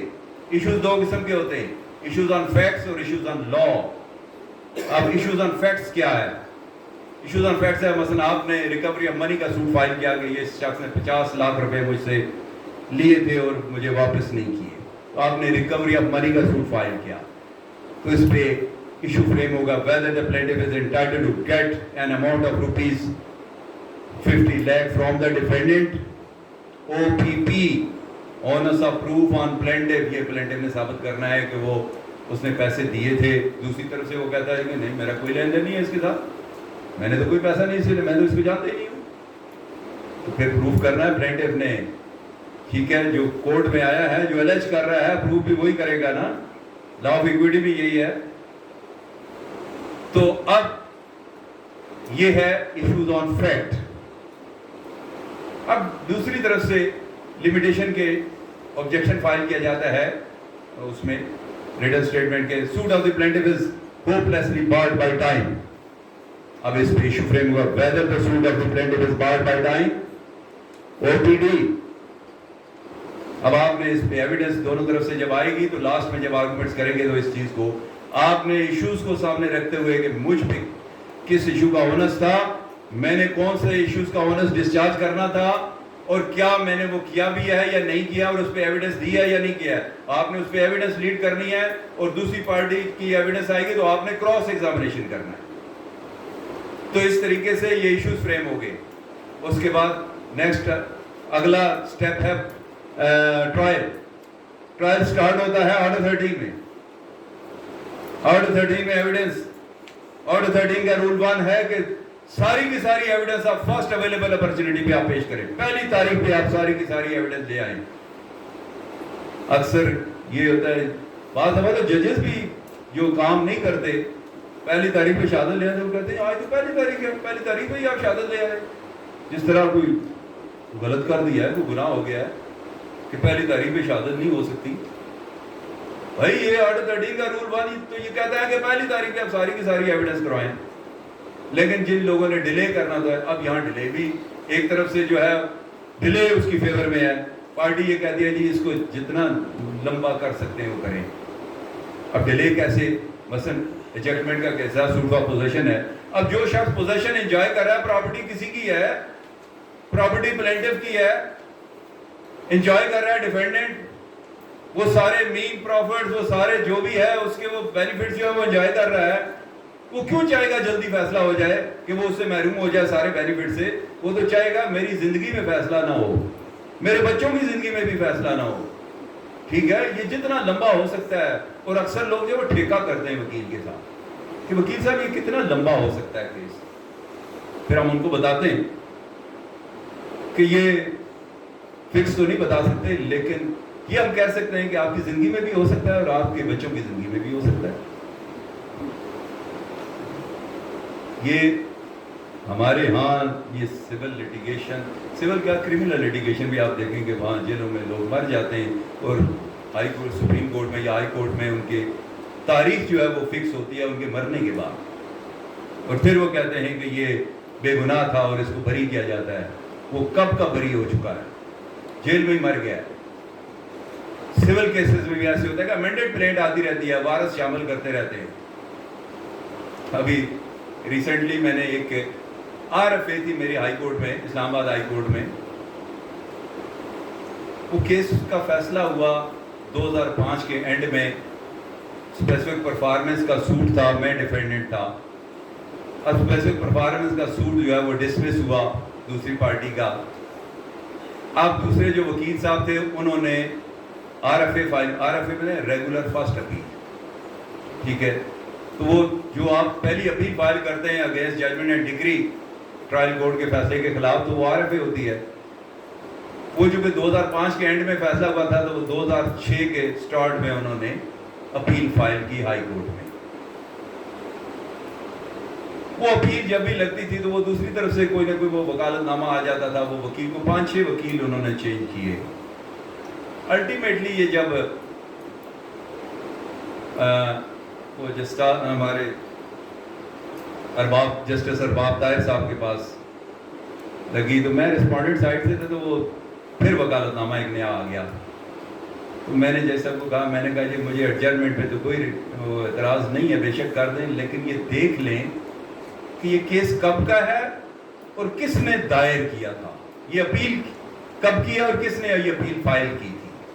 میں نے کہا ذرا اپیل میں نام لے لیتا، لیکن یہ دیکھ لیں کہ یہ اپیل جس نے فائل کی تھی، جن وکیل صاحب نے، وہ ایڈوکیٹ ہائی کورٹ تھے، اس کے بعد وہ ایڈوکیٹ سپریم کورٹ بنے، اس کے بعد وہ اسلام آباد بار کے ہائی کورٹ بار کے صدر بنے، الیکشن لڑا انہوں نے.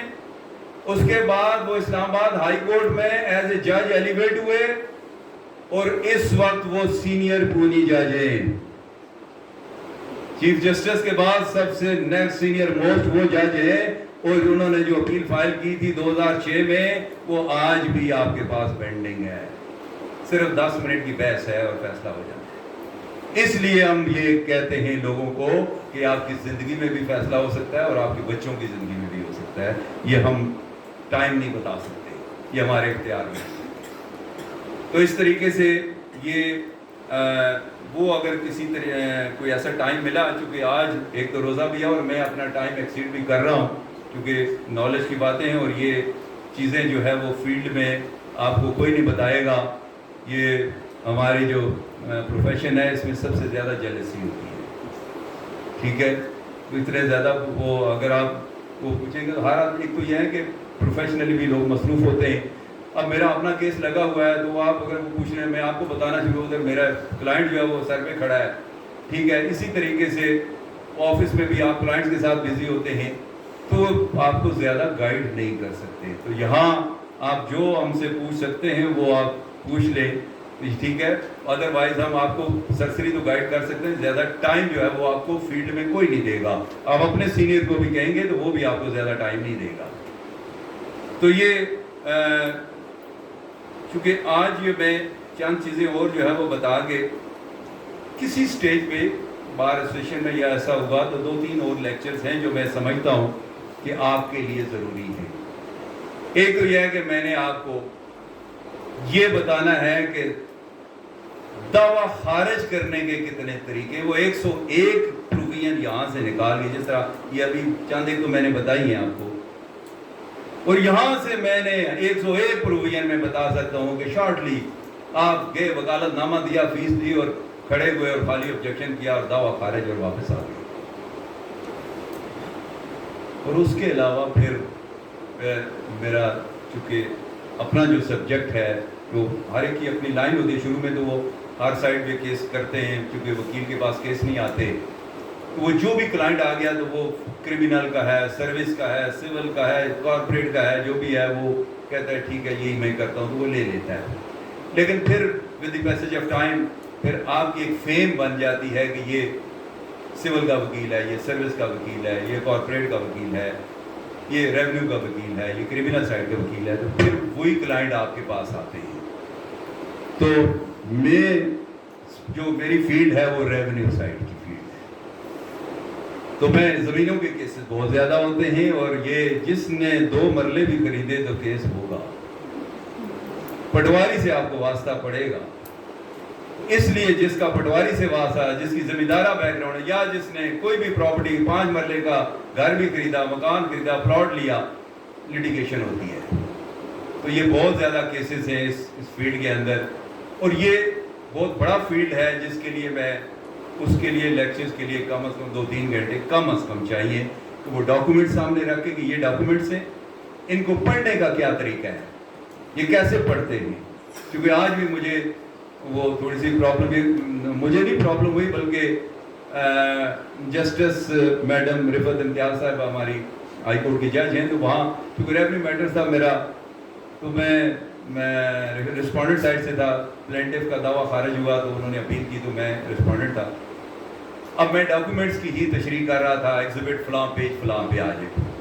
اب وہ بار بار ریڈر کو دیتی کہ میں تو نہیں پڑھ سکتی اس کو, یہ کہاں لکھا ہوا ہے, یہ کیسے لکھا, میں تو نہیں. پھر وہ فائل ریڈر کو دیتے کہ یہ ریڈ سے وہ گول دائرہ لگا کے بھیج دیں تاکہ میں وہ پن پوائنٹ کریں کہ یہ فلاں جگہ پہ یہ لفظ لکھا ہوا ہے. اب وہ الفاظ پڑھنا بھی وہ تھوڑا سا ہوتا ہے, یعنی آپ اگر اس فیلڈ میں کام کرتے ہیں تو پھر آپ پڑھ لیتے ہیں.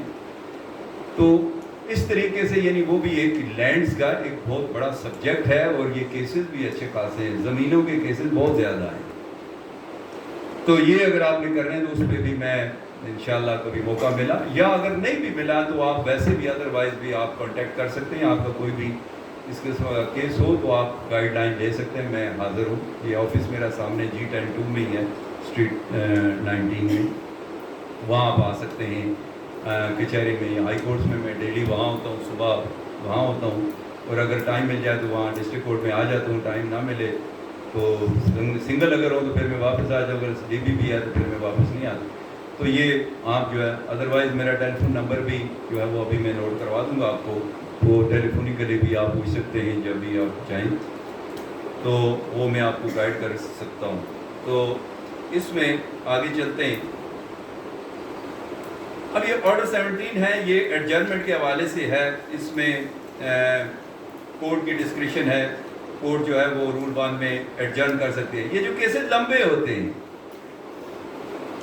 یہ دادا دعویٰ دائر کرے اور پوتا فیصلہ سنے, کس قانون کے تحت؟ یہ آرڈر 17 کے تحت ہوتا ہے. یہ سیکشن 148 CPC کے تحت ہوتی ہے, تاریخ پہ تاریخ, تاریخ پہ تاریخ. یہ آخر یہ جو جج صاحب تاریخ دیتے ہیں تو وہ بھی کسی قانون, کسی ضابطے کے تحت دیتے ہیں نا, وہ بھی تو پابند ہیں کسی قانون کے. انہوں نے آرڈر 17 پڑھا ہوتا ہے, انہوں نے سیکشن 148 پڑھی ہوتی ہے, اور اس میں اور 148 تو ہے ہی انلارجمنٹ آف ٹائم. اور انلارجمنٹ آف ٹائم اس کے لیے ہے کہ اگر کوئی کورٹ نے کوئی ٹائم فکس کیا ہے, یا کوڈ نے time fix, code of civil procedure 1908, اس کے اندر ریٹن سٹیٹمنٹ کا اگر لکھا ہوا ہے رول 1 میں کہ 30 ڈیز کے اندر ریٹن سٹیٹمنٹ فائل کریں, 30 ڈیز آر 2 اپرچونٹیز. ٹھیک ہے, 2 ہی چیزیں ہیں نا اس کے اندر, کہ یا 30 دن کے اندر جواب دعویٰ دیں, یا 2 موقع دیے جا سکتے ہیں, اور 2 موقع بھی 30 دن کے اندر. تو یہاں 6 مہینے جواب دعویٰ نہیں آتا. یہاں شہادتیں 2 سال 4 سال تک ایویڈنس نہیں آتی, جبکہ آرڈر 17 رول 3 وہاں موجود ہے, پروویژن موجود ہے کہ 4th ود کورٹ جو ہے وہ ڈیسائیڈ کر سکتی ہے. نئی شہادت آئی تو 17(3) کے تحت دعویٰ خارج.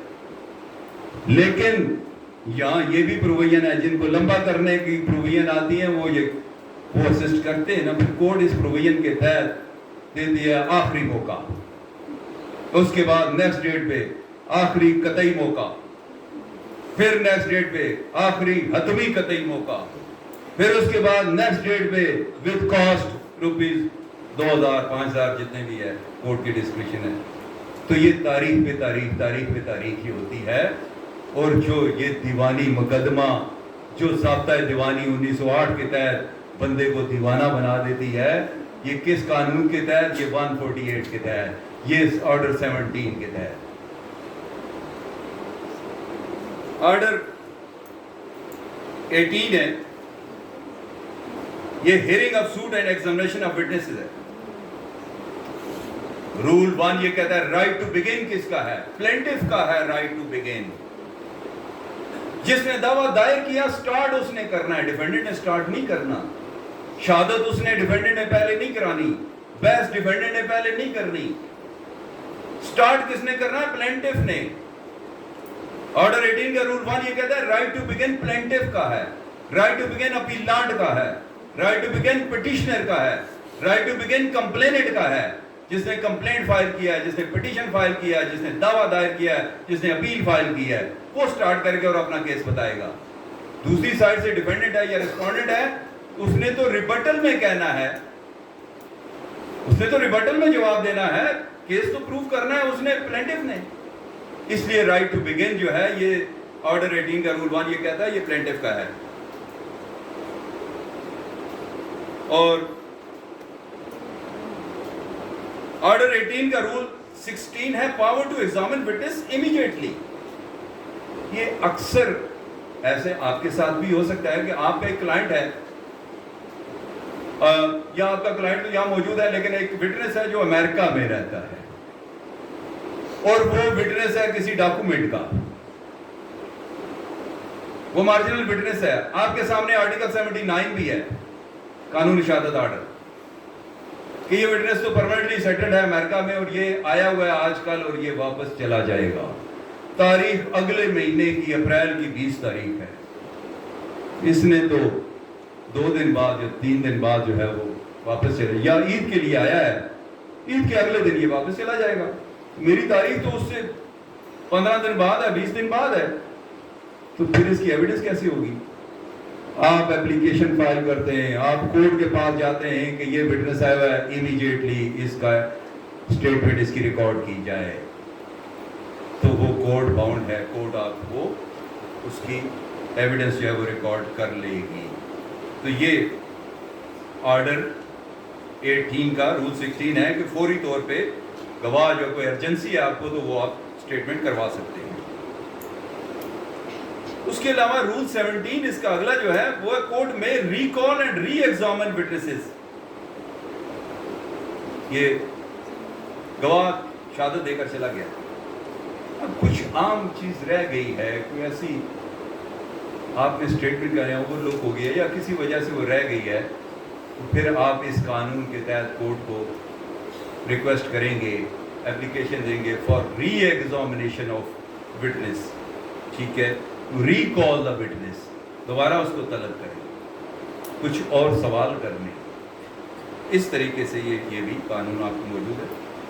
उसके अलावा यह कि रूल 4 है इसका, उसमें witness to be examined in open court.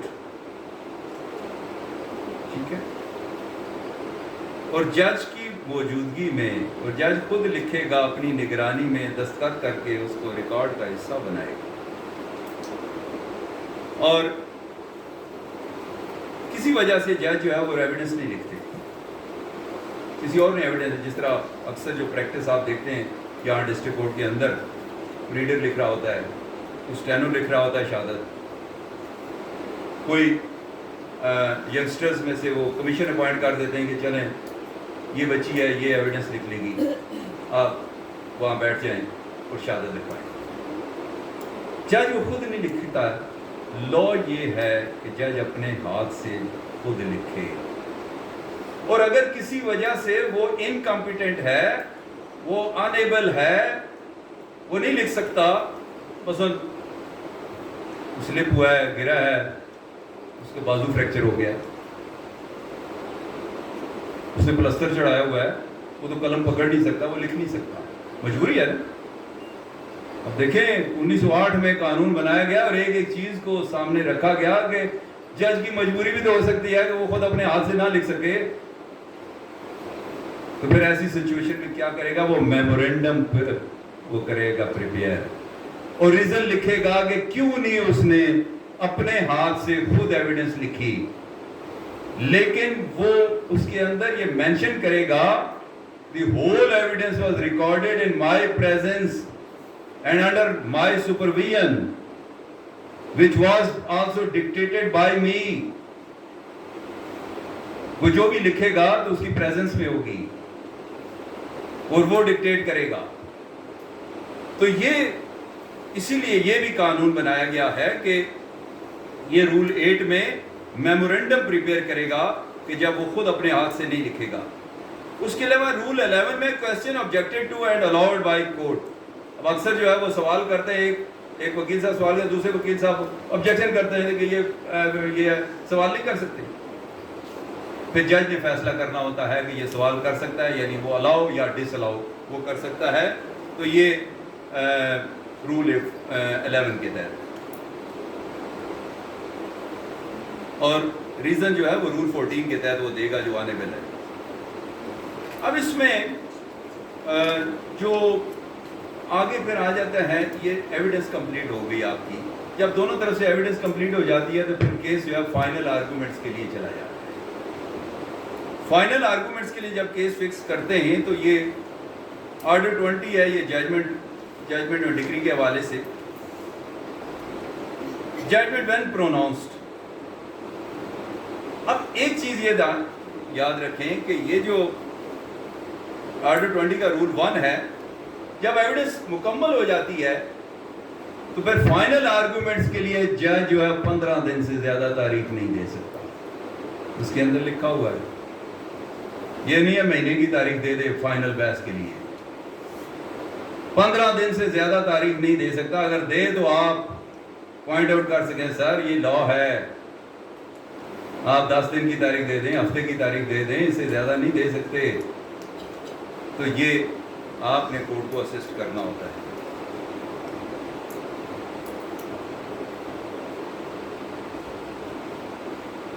اور پھر آرڈر کے لیے بھی 30 دن سے زیادہ وہ نہیں کر سکتا، اس لیے کہ اگر وہ 30 دن سے زیادہ اگر وہ آرڈر کے لیے اس نے آرگومنٹ سن لیے، ججمنٹ ریزرو ہو گئی، 2 مہینے گزر گئے، فیصلہ نہیں لکھا، اس کے بعد ری ہیئرنگ کے لیے کیس فکس کرے گا کورٹ میں. یہ اکثر آپ نے دیکھا، یہ نارملی ہائی کورٹ میں ہوتا ہے، یہاں تو کر دیتے ہیں ڈسٹرکٹ لیول پہ، لیکن ہائی کورٹ میں ہوتا ہے کہ وہاں 6 مہینے فیصلے نہیں ہوتے بحث سننے کے بعد بھی.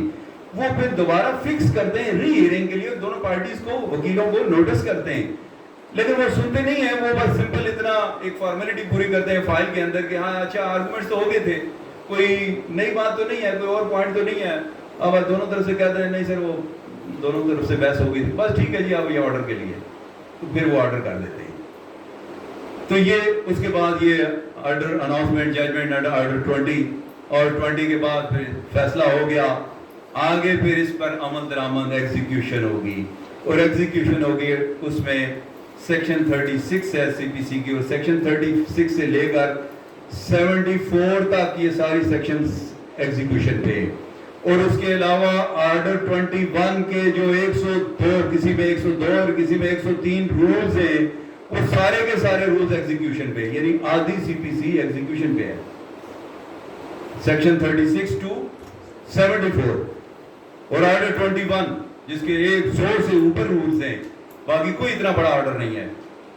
تو یہ سارے ایگزیکیوشن ہے، یعنی اس ججمنٹ اور ڈگری پہ عمل درآمد کرانے کے لیے یہ سارا لا اس کے اندر موجود ہے.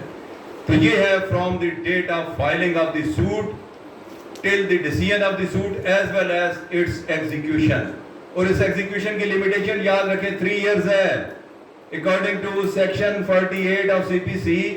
جو پہلی ججمنٹ ڈگری ہوگی یہ بے شک آگے اپیلیں ہوتی رہی، آپ نے یہ ذہن میں رکھنا ہے کہ آپ نے پہلی جو ایگزیکیوشن پٹیشن ہے وہ آپ نے 3 سال کے اندر داخل کرنی ہے، اور آپ یہ سمجھیں اپیل ہو گئی اور اپیل سپریم کورٹ تک گئی، 10 سال بعد 15 سال بعد فیصلہ ہوا، تو واپس آئے آپ نے ایگزیکیوشن فائل کی آخری فیصلے کے بعد، تو پتہ چلا کہ جناب وہ تو گزر گئے، اور دوسری طرف سے آبجیکشن آیا کہ جناب یہ تو 20 سال کے بعد ایگزیکیوشن فائل ہے. یہ سیکشن 48 ہے، اور یہ S C M R 2013 Saqib Nisar sahab کی ججمنٹ ہے بڑی کلیئر کہ پہلی ججمنٹ ڈگری کے خلاف جو ہے وہ پہلی ایگزیکیوشن پٹیشن وہ 3 سال کے اندر آنی چاہیے, دوسری جو ہے 6 سال کے اندر آ سکتی ہے.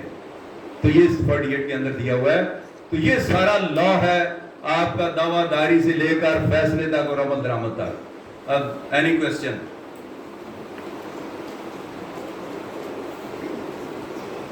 وہی کوشچن یہ پورے کتنے لوگ ہیں؟ 100؟